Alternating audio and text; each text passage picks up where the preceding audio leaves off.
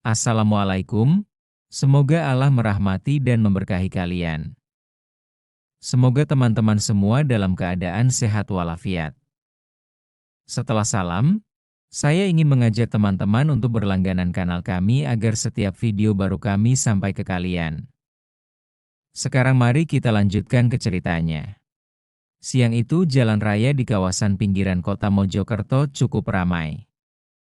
Matahari terik membakar aspal hitam, suara deru motor dan klakson mobil bersahut-sahutan. Di antara lalu lintas yang padat itu, melintaslah seorang perempuan muda berkerudung putih dengan wajah teduh. Namanya Ustadzah Salma, seorang pengajar ngaji di pesantren kecil yang berada tak jauh dari pasar tradisional. Usianya baru 26 tahun. Namun akhlaknya yang lembut dan ilmunya yang luas membuat banyak orang menghormatinya. Salma sedang mengendarai motor bebek sederhana miliknya, hendak pulang dari mengajar anak-anak mengaji di musola kampung sebelah. Di jok belakang, ada kantong plastik berisi buku-buku Iqra dan mushaf yang baru ia belikan dari toko kitab. Namun, langkahnya terhenti ketika sebuah pos razia dadakan berdiri di ujung jalan. Beberapa orang berseragam polisi sedang memberhentikan setiap kendaraan. Tapi bukan razia resmi yang tampak, melainkan lebih mirip ajang pungutan liar. Warga sekitar yang melintas sudah menggerutu sejak pagi, karena siapapun yang lewat harus damai di tempat dengan uang minimal 100.000.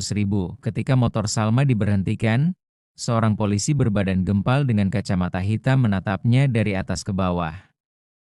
Nada suaranya kasar. "Hei, berhenti!" "Surat-suratnya, cepat!" bentaknya. Salma dengan sopan menyerahkan STNK dan SIM. "Semuanya lengkap, tidak ada masalah." Namun si polisi tetap memasang wajah sinis. "Lengkap sih lengkap," gumamnya. "Tapi kamu tahu nggak, sekarang ada aturan baru. Kendaraan di atas tahun 2000 harus ada pajak tambahan. Kalau nggak mau ribet, ya sudah, damai di sini aja." Salma tertegun. Ia tahu betul bahwa yang dikatakan polisi itu bohong. Tidak ada aturan seperti itu. Dengan suara tenang ia menjawab, "Maaf, Pak. Sejauh yang saya tahu, tidak ada aturan semacam itu. Surat saya lengkap, dan motor saya pajaknya masih berlaku. Kalau memang ada pelanggaran, silakan ditilang sesuai prosedur." Jawaban itu membuat wajah si polisi merah padam. Ia tidak menyangka seorang perempuan berjilbab anggun berani melawan dengan kata-kata. Teman-teman polisi lain yang berjaga ikut mendekat, menatap sinis ke arah Salma. "Wah, pinter ya? Mau ngajarin saya hukum?" hardik salah satu dari mereka sambil mendorong motor Salma ke pinggir. "Perempuan kayak kamu ini, sok suci. Kalau nggak mau damai, kita bisa bikin susah. Jangan coba-coba ngajak ribut sama polisi." Salma masih berusaha menahan diri. Ia hanya diam, menunduk, menahan perasaan terhina. Tapi rupanya sikap tenangnya membuat para oknum itu semakin emosi. Dengan sengaja, salah satu dari mereka mengambil sebotol air mineral bekas yang sudah kotor, lalu menyiramkannya ke kepala Salma. Air bercampur debu dan bau apek itu membasahi kerudung putih yang ia kenakan. Orang-orang di sekitar yang melihat kejadian itu kaget. Beberapa ada yang merekam diam-diam dengan ponsel. "Biar tahu rasa." "Jangan sok pinter depan kita," ujar polisi yang menyiramnya, sambil tertawa bersama rekan-rekannya. Salma gemetar. Hatinya sakit, matanya berkaca-kaca. Ia merasa dipermalukan di depan umum, hanya karena tidak mau tunduk pada ketidakadilan. Namun, ia tetap tidak membalas. Ia menggenggam erat mushaf kecil di dalam tasnya, berdoa dalam hati agar Allah memberinya kesabaran. Namun, ada sesuatu yang tidak diketahui para polisi arogan itu. Salma bukan wanita biasa. Di keluarganya mengalir darah keturunan tua dari desa Gunung Kidul, yang sejak kecil diwarisi ilmu rawa rontek, sebuah kekuatan langka yang dipercaya bisa membuat pemiliknya sulit dilukai. Bahkan tak mempan oleh senjata tajam, dan penghinaan yang baru saja ia terima, perlahan membangunkan sesuatu dalam dirinya. Suasana jalanan makin ricuh setelah air kotor disiramkan ke kepala Ustadzah Salma. Kerudung putih yang tadinya bersih kini basah dan ternoda. Beberapa ibu-ibu di sekitar lokasi hanya bisa menutup mulutnya dengan tangan, tak sanggup menahan rasa iba. Para pedagang kecil di pinggir jalan pun saling berbisik, "Kasihan, dia itu ustadzah di kampung sebelah, kok diperlakukan kayak gitu ya sama aparat?" Namun polisi-polisi arogan itu tidak peduli. Mereka merasa berkuasa, dan siapapun yang melawan akan dipermalukan. Salma menunduk, hatinya campur aduk antara marah, sakit hati, dan perih. Tapi ia masih mencoba menahan diri. Kesabarannya diuji. Ia teringat pesan almarhum ayahnya, seorang kiai sepuh dari Gunung Kidul. "Nak, di dalam darah kita ada warisan leluhur. Ilmu rawa rontek bukan untuk kesombongan, melainkan untuk menjaga diri ketika benar-benar terpojok. Jangan engkau gunakan kecuali saat kehormatan diinjak-injak dan tak ada jalan lain." Kata-kata itu berputar-putar di kepalanya, seakan memberi isyarat bahwa saat inilah waktunya. Salah seorang polisi kembali maju, kali ini lebih kasar. Ia menarik tas kain yang digendong Salma, hingga buku-buku ikro jatuh berhamburan ke tanah. Mushaf kecil ikut terjatuh, terbuka di halaman yang berisi ayat-ayat tentang kesabaran. "Dasar perempuan keras kepala. Kalau nggak mau bayar, motor kamu bisa kami tahan. Atau, kamu bisa pilih cara lain biar urusan cepat selesai," ucapnya dengan senyum sinis, seolah menyindir sesuatu yang hina. Ucapan itu bagai petir di siang bolong. Salma mendongak, matanya kini tajam berkilat. Bukan lagi sekadar sorot mata perempuan biasa, melainkan pancaran wibawa yang sulit dijelaskan.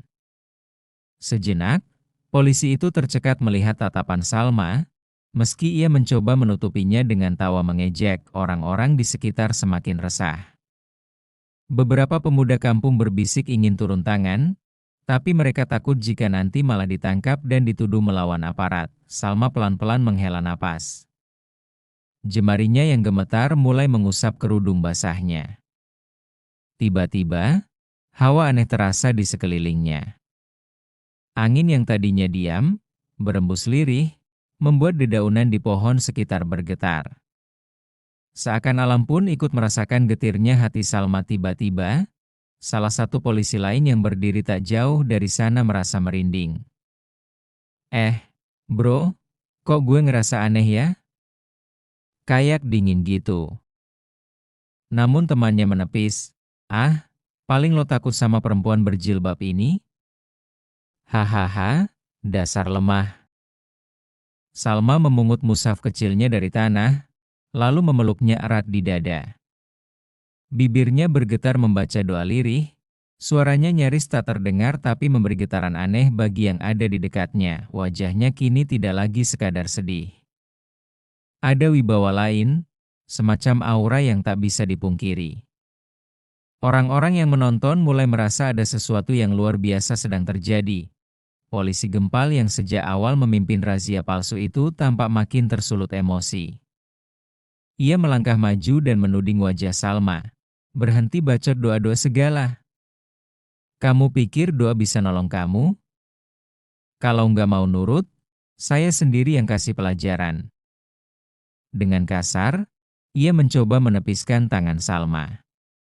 Namun sesuatu yang aneh terjadi, begitu tangannya hampir menyentuh tubuh Salma, seakan ada daya tolak yang membuatnya terhuyung ke belakang.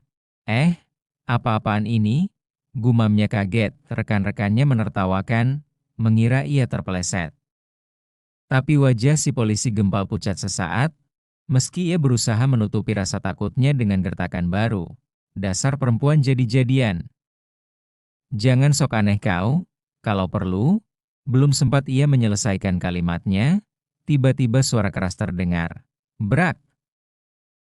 Tiang besi penyangga spanduk razia yang sejak tadi berdiri goyah, roboh begitu saja, jatuh hanya beberapa sentimeter dari kaki polisi itu.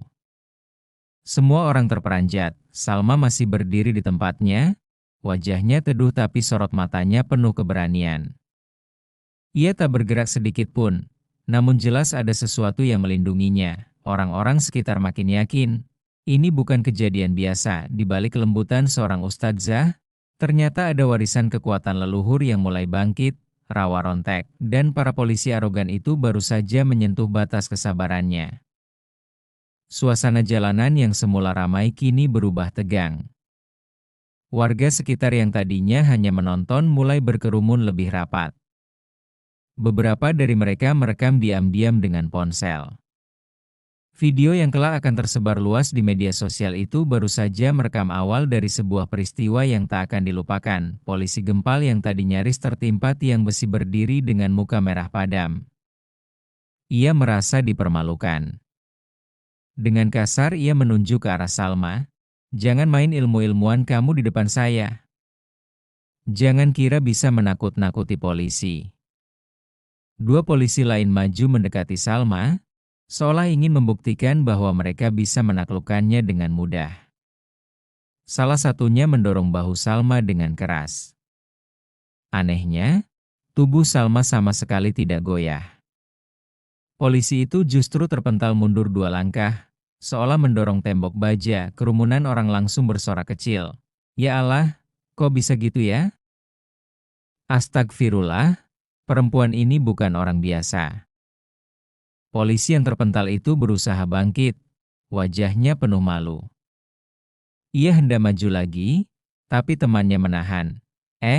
Tunggu dulu, ada yang gak beres ini. Salma masih diam, wajahnya teduh tapi tatapannya tajam. Dalam hatinya, ia berperang melawan rasa marah. Sejak kecil ia sudah dididik untuk sabar, untuk tidak menggunakan ilmu rawa rontek sembarangan.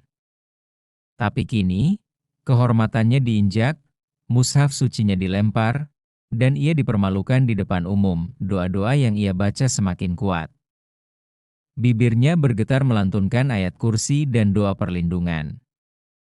Dan setiap kata yang keluar seakan membentuk perisai tak kasat mata di sekeliling tubuhnya. Polisi Gempal tak mau kalah. Dengan teriakan kasar, ia melepas sabuknya yang berat dan mencoba memukulkan ujung logam sabuk itu ke arah punggung Salma. Suara "kres" terdengar, tapi pukulan itu sama sekali tidak melukai Salma. Ujung logam itu justru patah dan terpelanting ke tanah, meninggalkan wajah pucat pada polisi yang memegangnya. Apa-apaan ini? Gumamnya dengan suara bergetar. Warga semakin yakin. Mereka berbisik-bisik, sebagian bahkan menunduk penuh takzim. Itu rawa rontek, aku pernah dengar dari orang tua dulu. Ilmu langka dari tanah Jawa. Tidak mempan dilukai senjata apapun. Polisi-polisi lain mulai gelisah. Mereka tidak mengerti kenapa seorang perempuan berjilbab sederhana bisa memiliki daya tahan semacam itu. Tapi bukannya berhenti, rasa gengsi membuat mereka semakin brutal. Salah satu polisi muda mencoba mendorong motor Salma hingga hampir jatuh. Salma cepat meraih setam motor itu, matanya menatap tajam ke arah si polisi muda. Aneh, tubuh polisi itu mendadak kaku, kedua kakinya gemetar tak bisa bergerak. Seolah energi dari tatapan Salma menancap langsung ke dalam tubuhnya, ia akhirnya terjatuh ke tanah, wajahnya pucat pasi. Bu, bukan manusia biasa dia, bisiknya sambil terengah-engah. Kerumunan warga makin riuh. Beberapa ada yang bersorak mendukung Salma, meski takut untuk terlalu terang-terangan. Mereka tahu, jika tidak direkam kamera, mungkin kisah ini tidak akan pernah dipercaya siapapun. Sementara itu, Salma mulai angkat bicara untuk pertama kalinya dengan suara lantang. Cukup sudah. Kalian sudah mempermalukan saya, menyiram saya, merobek kehormatan saya. Tapi ingat, kekuasaan tidak selamanya bisa menindas kebenaran. Allah Maha Melihat, dan setiap kezaliman akan mendapat balasannya. Suara itu bergema di jalanan. Bahkan warga yang mendengarnya merasa merinding. Polisi Gempal berusaha menutupi rasa takutnya dengan amarah. Ia mencabut tongkat rotan yang biasa ia bawa, lalu mencoba menghantamkan ke bahu Salma. Tapi lagi-lagi, tongkat itu patah seketika begitu menyentuh tubuhnya. Seperti menghantam batu karang kali ini, bukan hanya polisi itu yang kaget, tapi juga semua rekan-rekannya. Wajah mereka pucat, keringat dingin mengucur deras. Dia pakai ilmu hitam. Pak, seru salah satu dari mereka ketakutan. Ini bukan manusia biasa. Kita salah orang, tambah yang lain, namun gengsi membuat mereka belum mau mundur. Mereka masih berusaha menutupi ketakutan dengan tawa canggung.